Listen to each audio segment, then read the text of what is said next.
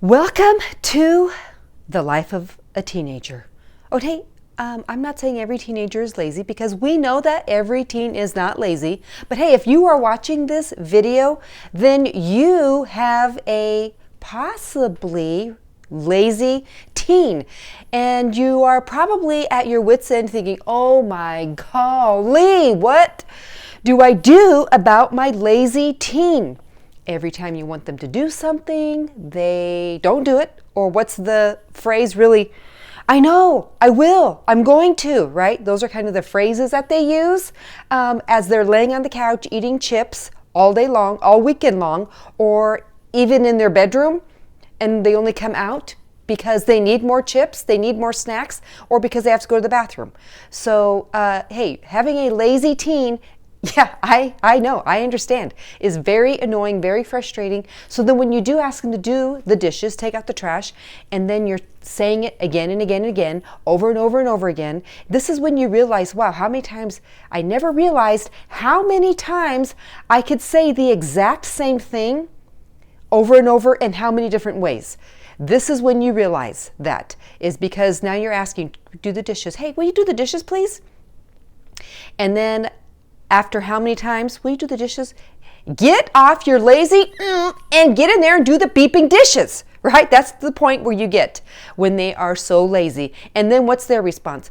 Gosh, I don't know why you got to be so mean. Why are you so mad all the time? Why do you got to yell at me all the time? Well, hey, I wouldn't have to yell at you if you got up there and did it at least in the first 10 times that I asked you. So I get it, you get it, and now you're like, hey, you don't have to remind me, lady, on how my teen is lazy and the things I have to say. So now that I got you riled up and now that you're like, oh my gosh, just tell me what to do, all right? So I am going to give you probably like 3 things, okay, that can help with that lazy teen of yours. And hey, I am Shauna. All right, I'm a teen relationship coach, and I want to thank you for watching. So the first thing I would like to say that you can possibly do, okay, now, you know, and I have to say, teens can be different. So really, sometimes I think, you know, you can't just always have one thing that's going to work for every single teenager, because that's not going to be true. All right. So that's why there's different things all the time. Okay. So in the midst of laziness, I would say something that to start doing is give your teen responsibilities. Now, I know you might be thinking, well, you know what? You just said about doing the dishes. I'm trying to give them responsibilities. Hey, aren't you hearing me? The responsibility is taking out the trash, doing some dishes, doing some things around here. They have responsibilities, they're just not doing it because they're so beeping lazy. So here's what I say. Yes, give them responsibilities, but this is what I'm thinking too, is if you sit down with your teen and that you have a conversation, okay? Hey, we need to talk about some stuff, and you tell me what responsibilities you think you could do, or that you should be doing, or that you would like to do. Of course, no one likes to, right? Or however you want to phrase the conversation with your teen, okay? Sit down, get a pen and paper, write this out, and have them do the writing. Even if you can't understand what is written, all right, have them write it down, because 1, that gives them something to do, all right. 2, as they are writing, it triggers into the brain, all right, a little bit more of the comprehension, a little bit more of I can do this, I'm going to do this. That's what it does to the brain, all right. Gives them a little bit more clear of an understanding of what is going to be done. So that's the first thing, okay? Give your teen responsibilities, but have them list out some things of what they can do to be contributing to the family, okay? To help out. Because, hey, you know what? You live here too.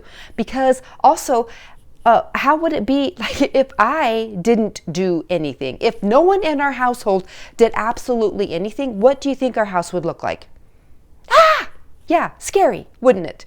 So we all live here and we all contribute here, okay? So when you have this conversation, you know, you need to try to make it lighthearted, okay? Even though you might be so stinking mad and angry and you're just like, man, you know what? You just want to punch them, beat them up, you know, do something to get their attention is how you feel. But when you sit down, have this talk, have this conversation with your teen, involve them in this, all right? So that's number one. Give your teen responsibilities and have them write them out. And even if it's just one, okay, whatever you're comfortable with in your family, and it doesn't have to be 100. Even though I do have here, like a lot of teens will say this to me, you know what? My parents, that's the only reason why they wanted children. That's the only reason why they like me around is because I have to do everything for them. And I do know there are some teens that have to do that do all the cleaning, okay, while the parents really are sitting there doing nothing. And the parent doesn't, one of them like may not even work, and they're still just sitting there doing nothing. Where the teen does all the cooking, not really the cooking, but will do some cooking, but the teen will also do all the cleaning. Hey, will you go get this for me? Will you go to the store for me? Will you do this? And the parent really doesn't do anything except for tell them what to do, and they expect to do it. So that's not what I'm talking about, okay? Because that's not a lazy teen, is it? No, your teen is not lazy then if they're doing everything for you.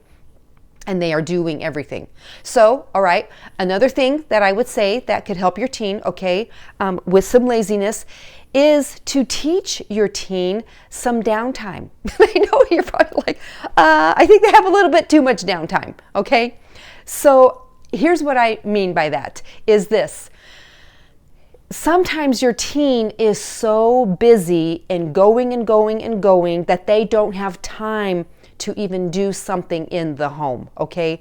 That their socks are just thrown on the floor as they sat there and watched TV.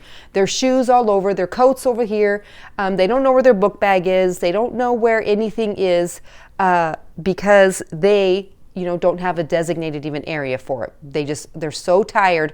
So if your teen is just on the go all the time, whether they're involved in every sporting activity or even event that they have to be gone all of the time, that's not healthy either, okay? I will never forget when I was listening to a program on the radio, and when that lady said, hey, we teach our children to be busy.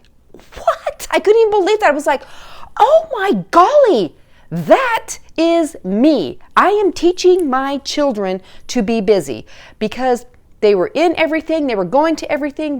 They were doing absolutely everything. That, you know what? I had forgotten, like, wow, I guess I'm the parent. And hey, guess what? I guess I can say no, which is my number 3. You can say no, believe it or not. And wow, I know to some people that's like a revolution. I actually recently had a conversation with someone who was saying that same thing.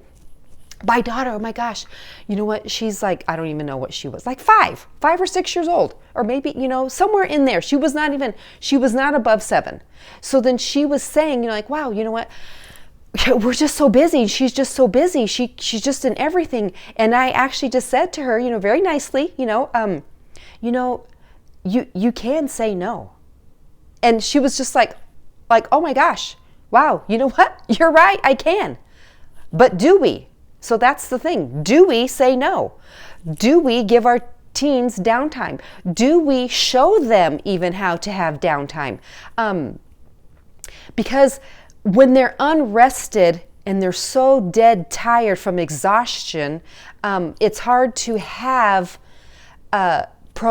for them to be productive. That's the same as us. Hey, if we as adults get tired and exhausted because we're working a lot and doing a lot of things, your teen, their body is still developing and growing. So definitely your teen has that same situation, but even a little bit more. And even though we'll say this, well, you know what? Well, they're young, so they should be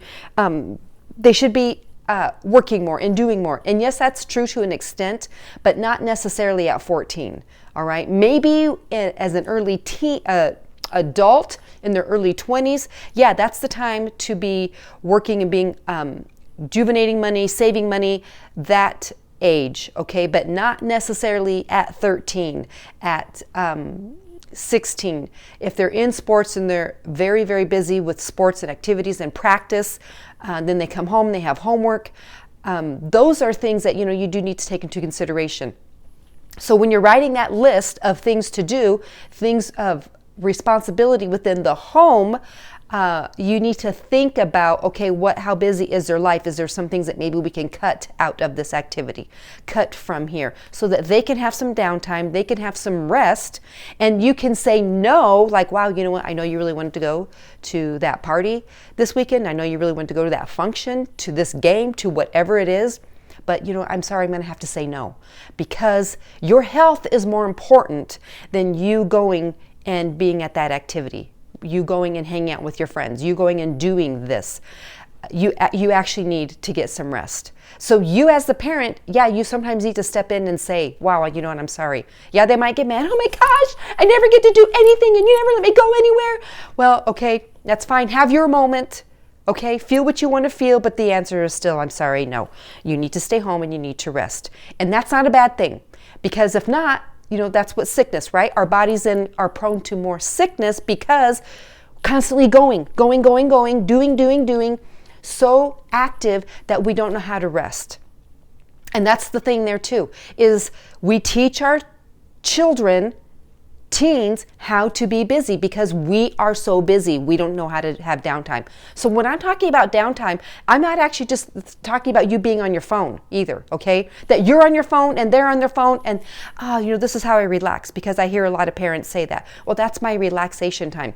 Well, you know what? You can't have relaxation time for 12 hours either, okay? Because your teen sees that. Teens tell me that all the time. My parents tell me to get off my phone, and I gotta tell you, they're on their phone just as much as me. They tell me not to be on social media, and my parents are on social media just as much as I am, but they don't want me to be on there. So your teens are saying those things, and definitely your teen notices, okay? So your little children, if you have even younger children, they notice that you're on your phone. What do they try to do? They try to grab it, don't they? They try to take it, because when you spend so much time on your phone, that is not downtime. So I'm talking about, hey, maybe you read a book together, that you do that maybe once a week, that you do that every night at a certain time. That is downtime. That the computer is away, the cell phone is away, the electronics are away, and maybe even the TV is off. All right, that's what I'm talking about, downtime. Or that you even watch a program together, okay, without any electronics. That is what I'm talking about for downtime. That is the difference, okay? Not go into your room and lay in your bed, turn your TV on, and have your phone in your hand. That's not downtime, all right? So that's what I'm talking about, all right? Giving your teen the ability to learn how to have that moment in time with just relaxing, whether it's in silence, because how many adults don't even like silence, right? Right? Sometimes we are like, oh my gosh. I remember like my honey, when we were first married, I would leave and be gone, and I'd come home. He would have every light on the house on. He would have the TV on and the radio on, and not just like a little bit. I was like, wow, what's going on in here? Okay. And he didn't even like really realize that he would be doing that, because he did not like silence. He did not like, you know, even that feeling of being alone, feeling alone. So he would have all of those things going on. But now, you know, he's not like that. Now he kind of likes, you know, the silence. Now that we've raised children and have 6 grandchildren. So, and a few of them are teenagers today. So that's pretty awesome and amazing. So those are some things that I would like for you to be thinking of, all right, that you can implement into the life of your home, into the life of your teen. And when you're saying this stuff and when you're doing these things, here's one thing that you need to be thinking. Check yourself too, okay? Like I said, I know that you could be so stinking mad and angry because you are like so mad and angry with good reason, all right? But when you sit down and have conversation and you do these things, implementing these things, make sure that you're calm, all right? Because you cannot have conversation in anger, because no one's going to be receiving that. You will be saying things that you don't even want to say, that, and maybe that you even did not even realize that you said it, okay? So those are some things that I think will help you, okay? Put in the chat what maybe your teen is lazy with and about. Put in the chat if you did implement this, and tell me how it worked, okay? Because, yeah, believe it or not, I actually really want to know, and I really care, and I'm here to help you. All right, if you let me, I'm here to help you. If you just let me in, all right, just a little bit, I just need a little bit, then hey, I'm all for it. excuse me, one thing to remember is, you know what, in the midst of doing all this too, is keep loving on your teen, all right? Because they know it and they see it.